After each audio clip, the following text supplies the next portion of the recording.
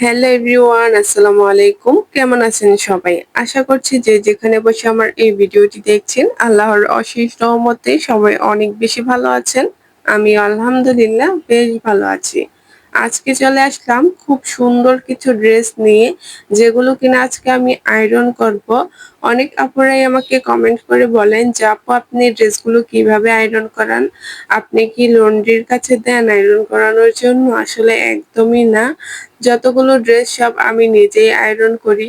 আমার মনে হয় যেহেতু সবকিছু আমি নিজেই করি, আয়রনটা কেন আমি অন্যজনদেরকে দিয়ে করাবো, তাই না?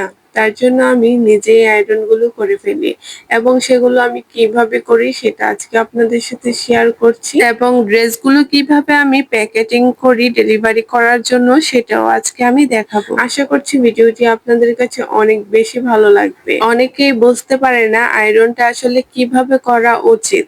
তার জন্য আমি খুব সহজভাবে আপনাদেরকে দেখিয়ে দিব।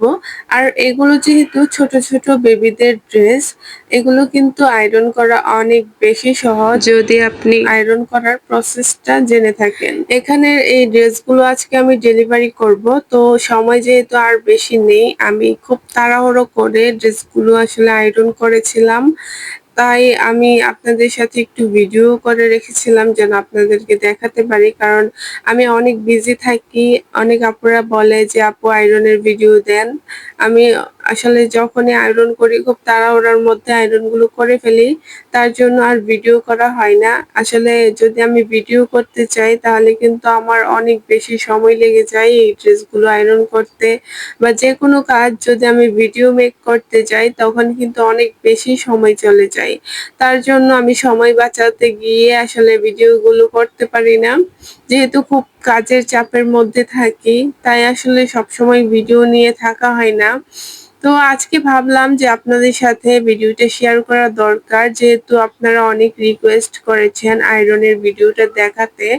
তো দেখুন, প্রথমে আমি ছোট একটি ড্রেস আয়রন করে নিয়েছি। এগুলো ১ বছরের বাচ্চার সাইজে বানানো হয়েছে, এবং এই ড্রেসগুলোর হাতের কাজের টিউটোরিয়াল কিন্তু অলরেডি আমি আমার চ্যানেলে আপলোড করেছি। জানি না আপনারা দেখেছেন কিনা।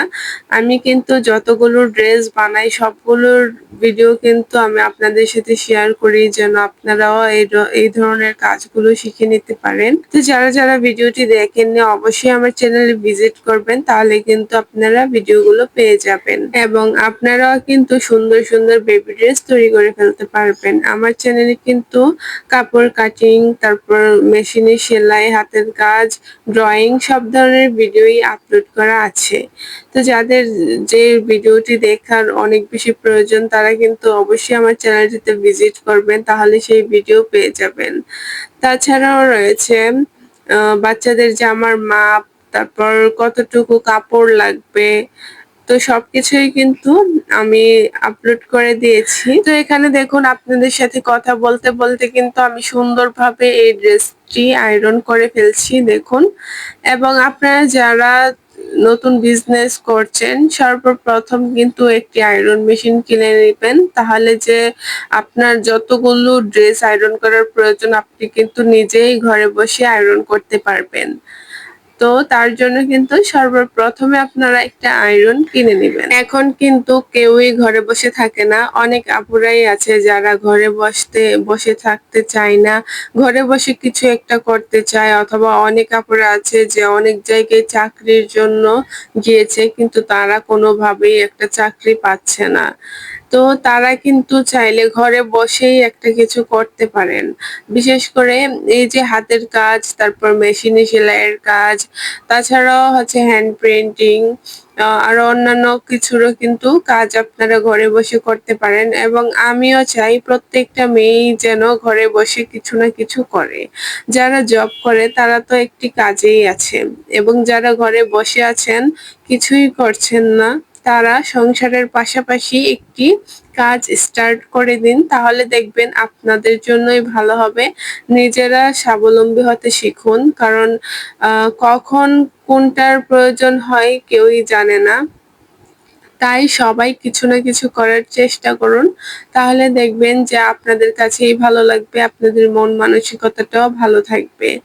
সব সময় একটি কর্মের মধ্যে লেগে থাকুন। তো দেখুন আমি কিন্তু সুন্দরভাবে একটি ড্রেস আয়রন করে নিলাম। তারপর আরো একটি ড্রেস আয়রন করছি। এটাও কিন্তু ১ বছরের বাচ্চার সাইজে বানানো হয়েছে। আমি সবসময় ড্রেসগুলো একটু লং করে বানানোর চেষ্টা করি। আসলে শর্ট ড্রেসগুলো যদি আমি আপুদেরকে পাঠাই তারা কিন্তু কোনোভাবেই পছন্দ করবে না। যেহেতু প্রাইসটা দিয়ে আপনার আপুরা আমার থেকে ড্রেসগুলো নিচ্ছে, সেই ড্রেসগুলো যদি আমি ছোট করে দেই তাহলে তো তাদের মন মানসিকতাটা খারাপ হয়ে যাবে। তাদের তো ভালো লাগবে না, তাই না?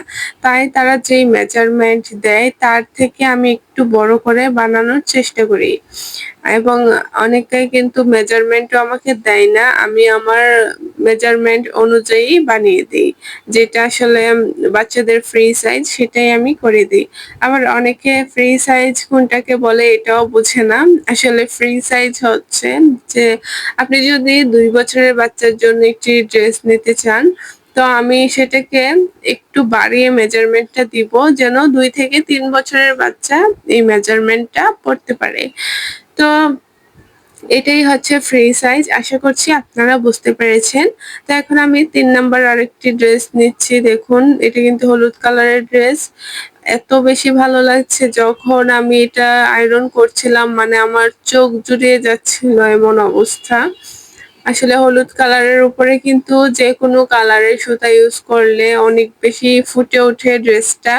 এবং এই ড্রেসটাও সেম, এখানে কিন্তু আমি ডিপ ম্যাজেন্ডা কালারের সুতা দিয়ে ফুলগুলো করেছি, তারপর সবুজ কালার সুতা দিয়ে পাতার কাজটি করেছি। এটার সেলাই টিউটোরিয়াল কিন্তু অলরেডি আমি আপলোড করে রেখেছি। আপনারা যারা এটার সেলাই ভিডিওটি দেখতে চান অবশ্যই আমার চ্যানেলটিতে ভিজিট করবেন। আসলে এই ড্রেসগুলো কিন্তু আয়রন করা আহামরি কষ্টের কোনো কিছুই না। আপনার ঘরে যদি আয়রন মেশিন থাকে আপনি কিন্তু নিজেও ড্রেস সুন্দরভাবে আয়রন করতে পারবেন। আর যেহেতু সবকিছু আমি একা হাতেই করি তাই আমি ভাবলাম যে আয়রনটা কেন আমি পারবো না, সবকিছুই তো আমি নিজে করি। তাই আমি ঘরে বসে এই আয়রনগুলো করে নেই। আলাদাভাবে আমি কাউকে দিয়ে এই ড্রেসগুলোতে আয়রন করিয়ে নেই না। আসলে মানুষের কাজ আমার পছন্দ হয় না। আমি এর আগে একজন কর্মী দিয়ে কাজ করিয়েছিলাম। তো তাদের কাজ আমার একদমই পছন্দ হয়নি। তাই আমি ভাবলাম যে কষ্ট করে হলেও আমি নিজেই এই কাজগুলো করব। যেন আমি কাস্টমারের কাছে ভালো একটা রিভিউ পাই। তো এটার জন্যই আসলে আমি এই কাজগুলো করে থাকি। আমি চাইলেই কিন্তু লন্ড্রি থেকে এই ড্রেসগুলো আয়রন করিয়ে নিতে পারতাম। কিন্তু আমি ভাবলাম যে সবকিছু আমি করব, এটাই আমার কাছে ভালো লাগবে। তো দেখুন আমি কিন্তু সুন্দরভাবে ড্রেসটা আয়রন করে নিচ্ছি। আপনারা যারা বেবি ড্রেসগুলো সঠিক নিয়মে আয়রন করতে পারেন না তারা কিন্তু আমার এই ভিডিওটি দেখলে নিজেরা খুব সহজে বেবি ড্রেসগুলো আয়রন করে নিতে পারবেন। আরো একটি কথা আছে, যারা কমেন্ট করেন যে আপু আপনি ড্রেস আয়রন করলে কি ওয়াশ করেন নাকি আয়রন করার আগে ওয়াশ করেন, মানে এ ধরনের কিছু কমেন্ট আসলে আসে। তো তাদেরকে বলছি এগুলো যেহেতু ছোট ছোট বেবি ড্রেস, এগুলো কিন্তু কাজ করতে বেশি সময় লাগে না। ১ থেকে ২ দিনের মধ্যে কিন্তু এই ড্রেসগুলোর কাজ কমপ্লিট করে নেওয়া যায়। তাছাড়াও কিন্তু আমি রং পেন্সিল দিয়ে ড্রেসগুলোতে ড্রয়িং করে থাকি। ১-২ দিনের মধ্যে একটা ড্রেস কমপ্লিট করে ফেলি। তার জন্য আমি সুন্দরভাবে আয়রন করে রেখে দেই। এগুলো আর ওয়াশ করার কোনো প্রয়োজন হয় না। আশা করছি এই বিষয়টা আপনারা ক্লিয়ার হয়ে গেছেন। আমি ড্রেস আসলে ওয়াশ করি না। ড্রেস যদি ওয়াশ করে ফেলি তাহলে ড্রেসের যে একটা শাইনি ভাবটা এটা থাকে না, গ্লেজিটা থাকে না। তো আমার যেহেতু ওয়াশ করার কোনো প্রয়োজনই পড়ে না, তো আমি শুধু ওয়াশ কেন করব? তাই জন্য আমি আর ড্রেসগুলো ওয়াশ করি না। আমি পুরোটা ড্রেস কমপ্লিট করার পরে সুন্দরভাবে আয়রন করে ফেলি। আয়রন করা হয়ে গেলে তারপর আমি ড্রেসগুলো প্যাকেটিং করে ফেলি। তো দেখুন এখানে কিন্তু আমি সবগুলো ড্রেস আয়রন করেছি। মাশাআল্লাহ কত বেশি সুন্দর লাগছে দেখুন। প্রত্যেকটা ড্রেস কিন্তু অনেক বেশি সুন্দর, অনেক বেশি কোয়ালিটিফুল ছিল। তো শেষ পর্যায়ে দেখুন আমি কিভাবে প্যাকেটিং করে নিচ্ছি। এগুলো হচ্ছে এক ধরনের সাদা পলি কাগজ। তো এই ধরনের কাগজগুলো দিয়ে কিন্তু সবসময় আমি প্যাকেট করে থাকি।